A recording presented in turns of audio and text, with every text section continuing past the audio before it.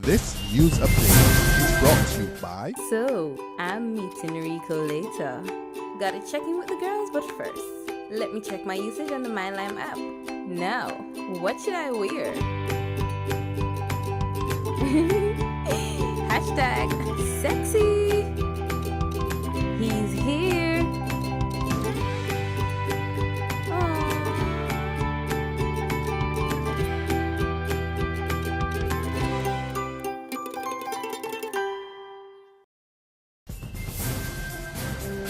It's Tuesday, April the 21st, 2015, and this is your Barbados Today afternoon update. I'm Emmanuel Joseph. Thanks for joining us. We begin with news that a major drive is underway to raise more than $100,000 initially to assist victims of domestic violence across Barbados. One of the projects being embarked on is a Battered Persons Fund telethon, which will be held on Heroes Day, April 28th, in the food court at Sky Mall, Haggett Hall from 10 a.m. to 5 p.m. Founder of women's empowerment website Faces of Barbados, Shelley Ross, says domestic violence against women is so dire that plenty money was required to put victims back on their feet again. We have one shelter in Barbados, which is the shelter for women. That shelter is in need of approximately $80,000 in maintenance. Now, we're also looking at helping that shelter be maintained, because that is where a lot of women are going to be running to flee domestic violence. So we must have some place these women can go, and some place comfortable. And many times when the women go to the shelter, they always have children in tow. So the situation is really dire. It's really there's a lot of need out there. And how we're going to be administering that, because I've had calls from women already saying they want help. It's not automatic. You have to prove your violence. In other words, there must be some contact with the police.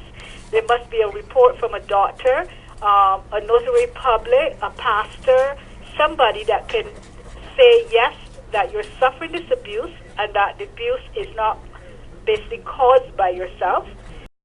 The Battered Persons Fund will be established at the Royal Bank, and the account number is expected to be released tomorrow. Attorney General and Minister of Home Affairs Adriel Brathwaite has promised legislative and structural changes to the juvenile justice system by the end of next year.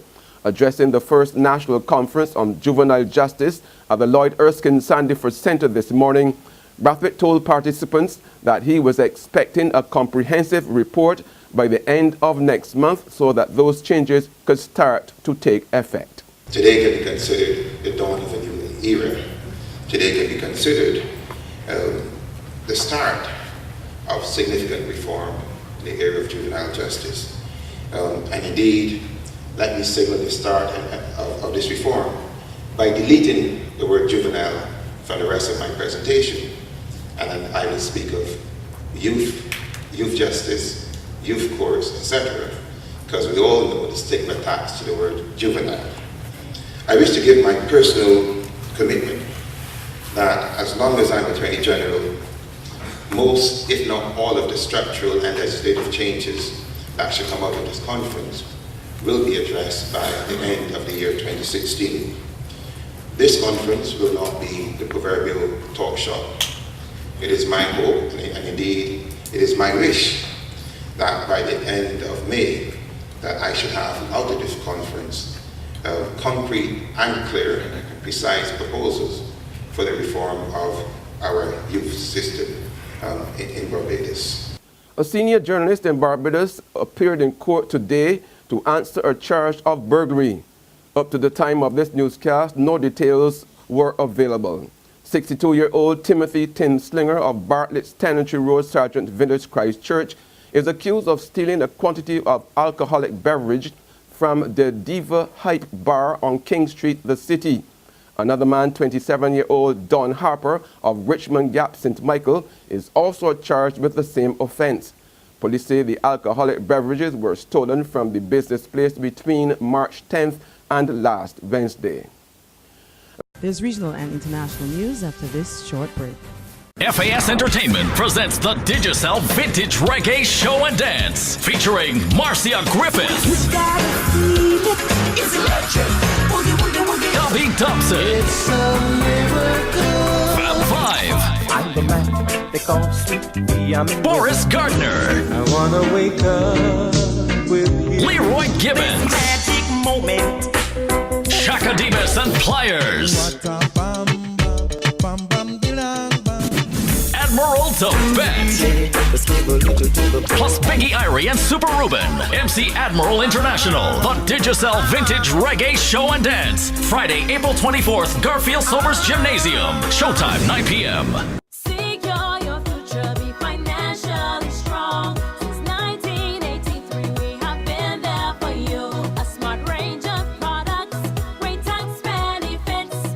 We're the solution to your hopes and your dreams.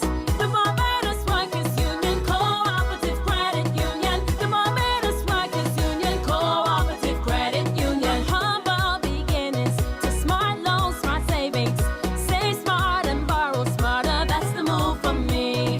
Stability, prosperity, we're the solution to your hopes and your dreams. The Barbados Workers Union Cooperative Credit Union. The Barbados Workers Union Cooperative Credit Union. A test of character, a test of focus, a test of will, a test of resilience, a test of courage. Barbados, the test is on. West Indies, England, May 1st at the Mecca. Tickets $30, $40, $50, and $60. It's on. Are you Barbados is on? Welcome back with news from the region now. The Caribbean Court of Justice, CCJ, has granted special leave to convicted Belizean murderer Gregory August to challenge his sentence of life imprisonment without parole. The Trinidad-based CCJ is holding a historic sitting in Belize this week. The CCJ is the final court for Belize, the country among 4 Caribbean community nations that have replaced the London-based Privy Council with the CCJ as their court of final appeal. In November 2012, August was found guilty of stabbing 73-year-old Alvin Robinson inside his home and was sentenced to life imprisonment without the possibility of parole. August would subsequently go before the Court of Appeal, where the decision to condemn him was never challenged. Finally, on the international scene, South Africa will deploy an undisclosed number of troops to areas where police are spread too thin, trying to curb deadly attacks against immigrants.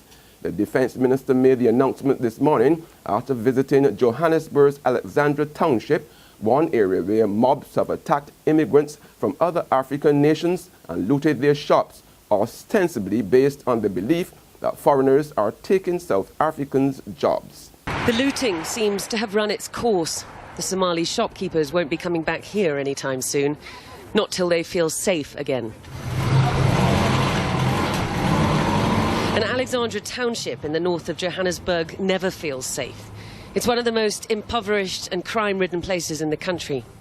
Effluent pours from the hostel, the home from home for thousands of rural Zulus who've come to Johannesburg to seek work. Garbage lines the streets. And it was in a pile of garbage early Saturday morning that Emmanuel Sitole from Mozambique fought for his life, attacked by a gang of 4 men who beat him with a wrench as he begged for mercy, then stabbed him repeatedly. Just by the intensity and the way they moved. James Oatway, senior photographer for South Africa's Sunday Times, had come to photograph the looting. He captured this instead. And on that note, we come to the end of our Barbados Today afternoon update. However, you can join us again this evening. Until then, remember to log on to www.barbadostoday.bb, subscribe to our e-paper and email updates, or like us on Facebook. You can also catch us on Izumi Media and bus terminals, or screenplay at supermarkets and gas stations near you. Also tune in to Channel 101 on Lime TV and Mix 96.9 FM to get all the latest news and sports. I'm Emmanuel Joseph. Have a fantastic day. This news update is brought to you by... So, I'm meeting Rico later. Gotta check in with the girls, but first, let me check my usage on the MyLime app. Now, what should I wear? Hashtag sexy